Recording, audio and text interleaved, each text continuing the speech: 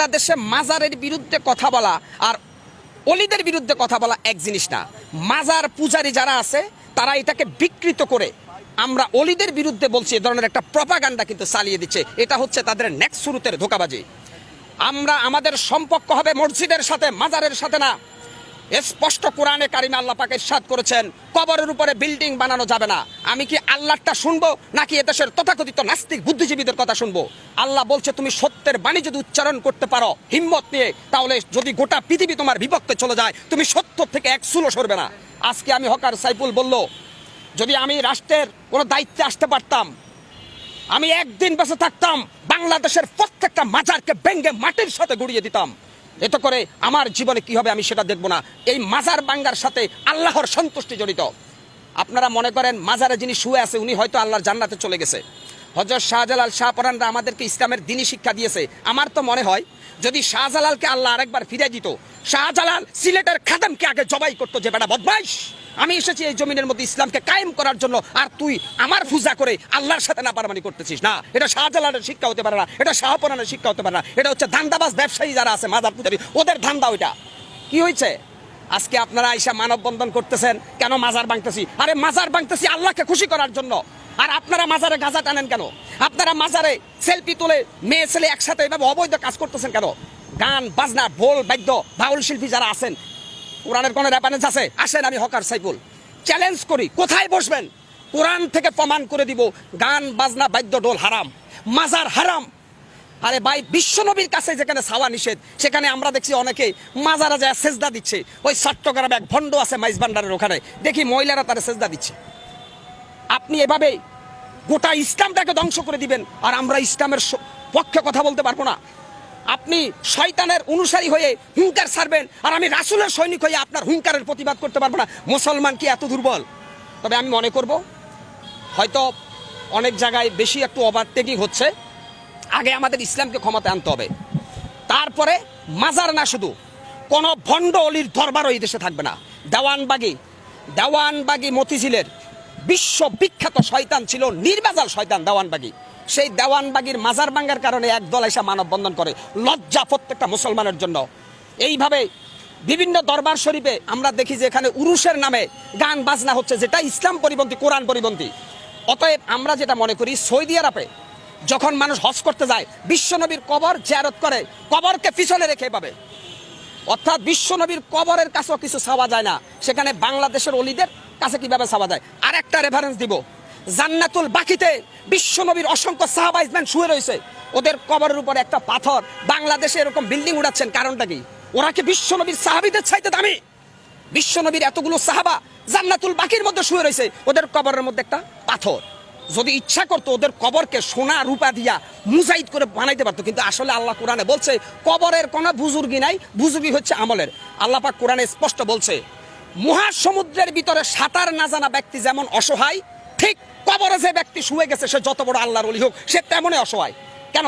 হাসরের ময়দান আল্লাহ কোরআনে স্পষ্ট বলছে আমাদের নবী মুহাম্মদ সাল্লাল্লাহু আলাইহি সাল্লাম ছাড়া প্রত্যেকটা নবী বলবে ইয়া নাফসি ইয়া নাফসি। তাহলে এই ভণ্ডদেরকে ওদের বাবা বা অলিরা কিভাবে জান্নাতে নেবে? এই বেটা গাঁজাখোর, বেটা বদমাইশ, কোরআন নাই, হাদিস নাই, ফরকালের চিন্তা নাই, আইসাই কয় আমরা মাজারের ভক্ত। অলি তোমরা মাজার ভক্ত, মাজার পূজারী, অলিদের ভক্ত না। তোমরা শাহজালাল শাহপরান আব্দুল কাদের জিলানের অনুসারী না, তোমরা শয়তানের অনুসারী। ৯৬% মুসলমানের দেশে প্রত্যেকটা মুসলমানের ইমানি দায়িত্ব মাজার পূজারীদেরকে শায়েস্তা করা। এত করে যদি আমরা মারা যাই আমরা শহীদ আর ওরা আবু জেহেল। আজকে অত্যন্ত কষ্ট লাগে ভাই, অত্যন্ত দুঃখ লাগে। আজকে সোশ্যাল মিডিয়া থেকে শুরু করে এক ধরনের তেলবাজ সুশীল সমাজ বাইরেছে, মাজার ভাঙছে, আস্তাগফিরুল্লাহ আস্তাগফিরুল্লাহ। কেন মাজার ভাঙছে? আরে ভাই, কবরের উপরে বিল্ডিং ভাঙ্গার নির্দেশ দিচ্ছে রাব্বুল আলামিন আল্লাহ। আপনি কত বড় নাস্তিক বুদ্ধিজীবী, আপনি মাজার ভাঙতে নিষেধ করেন কেন? আমি বলছি না যে প্রত্যেকটা মুসলমানের ইমানি দায়িত্ব বাংলাদেশের প্রত্যেকটা মাজারকে ভেঙ্গে গুটি গুটি করে দেওয়া। এখানে উগ্রবাদের গন্ধ পাও, মৌলবাদের গন্ধ পাও, তাহলে আল্লাহর কোরআন নিয়ে বসো। এই মাজার পূজারীরা আসো, আমি বসবো তোমাদের সাথে। যদি কোরআনে জায়েজ দেখাইতে পারো মাজার, আজ থেকে আমিও কোনো মাজারের অনুসারী হব। অতএব তোমাদের এই ভণ্ডামি, তোমাদের এই ধান্দাবাজির বিরুদ্ধে কথা বলছিল বাংলাদেশের হাক্কানি আলেম ওলামা। তোমরা তাদেরকে আবু জেহেল বলছিলা।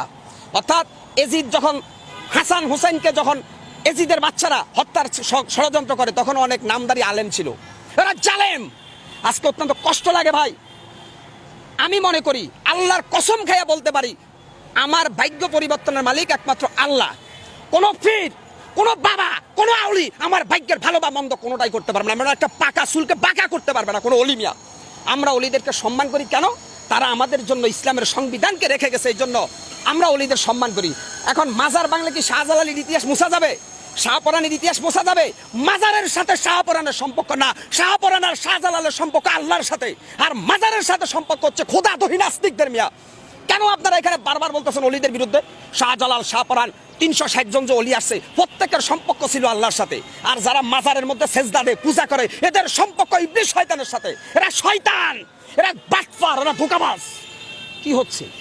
শেখ হাসিনা ফ্যাসিস্ট হাসিনার আমলে হয়তো কেউ কথা বলতে পারে নাই, কারণ শেখ হাসিনা গোটা রাষ্ট্রটাকে জিম্মি করে রেখেছে। আজকে আমি মুসলমান, যেই দেশে মুয়াজ্জিনের আজান শুনে সূর্য উঠে, যেই দেশে মুয়াজ্জিনের আজান শুনে সূর্য ডুবে, সেই দেশে কোরআনের পক্ষে আমি কেন কথা বলতে পারবো না? মাজার পূজারীদের কোনো দলিল নাই, আর যারা মাজার পূজারীদের বিরুদ্ধে তাদের দলিল আছে আল কোরআনের সংবিধান। সেই আল কোরআনের সংবিধান দিয়ে যদি বিচার করি, তাহলে মাজার পূজারীদেরকে আমরা প্রথমে সতর্ক করব, তারপরে তাদেরকে সুযোগ দিব, তারপরে তাদের বিরুদ্ধে অল আউট অ্যাকশনে যাব প্রত্যেকটা রাসূল প্রেমিক সৈনিকরা। আল্লাহ স্পষ্ট কোরআনে বলেছে যে খবরদার শিরক করো না, শিরক করবে না। আমার হায়াতের মালিক, আমার মৌতের মালিক, সবকিছুর মালিককে আল্লাহ। এই বাটপারের বাচ্চারা আরেকটা ব্যাখ্যা দিচ্ছে আমাদেরকে যে উসিলা ছাড়া কোনো কিছু হয় না। আমরা যেহেতু গুনাহগার, ওলিয়া উলিয়ার উসিলায় আল্লাহ আমাদেরকে একটু মাফ করে দিবে। ওই বেড়া বাটপার, ফজরের নামাজের সময় মসজিদে ঢুকা আল্লাহর কাছে হাত তোলা, আল্লাহ মাফ করবে। তোর এই ভান্ডাবাজি বাটপারি বন্ধ কর বেটা। কোন মৃত মানুষের উসিলায় দোয়া করার জন্য আল্লাহ নিষেধ করছে। কোন মৃত মানুষের উসিলায় দোয়া করা যাবে না, জিন্দা মানুষের উসিলায় দোয়া করা যায়। এই বাটপারের বাচ্চারা কবরের কাছে যাইয়া আল্লাহর ওলিদের উসিলায় মাফ চায় আল্লাহর কাছে। কেন? তুই এত বড় শয়তান, আল্লাহ তো দোয়া কবুল করবে না? অর্থাৎ আল্লাহ তাআলা বলছে দোয়া কবুলের প্রথম শর্ত হচ্ছে 5 ওয়াক্ত নামাজ। দোয়া কবুলের প্রথম শর্ত পবিত্রতা অর্জন করে আল্লাহর কাছে সেজদা দেওয়া, তাহলে আল্লাহ দোয়া কবুল করবে। কিন্তু এই গাঞ্জাখোর বাটপারের বাচ্চারা কয় দোয়া কবুলের জন্য নাকি শাহজালাল লাগবে। আরে বেটা, শাহজালাল কি ওখানে আছে না আল্লাহর জান্নাত আছে তুই জানোস? এই শাহজালালের কবরে আমি গেছি, একটা অভিজ্ঞতা বলে শেষ করি। আমি সিলেট গেছিলাম শাহজালালের কবর দেখার জন্য। সেখানে দিয়া দেখলাম আরবি হরফ লেখা একটা চাদর দিয়ে শাহজালালের কবরকে ডেকে দিছে। হঠাৎ করে দেখলাম বৃষ্টি পড়লো, আম পাতার উপরে কাক পায়খানা করছে, কাকের পায়খানা আরবি হরফের সাথে লাগতেছে। ভাই কি নির্লজ্জ বেহাইয়াপনা!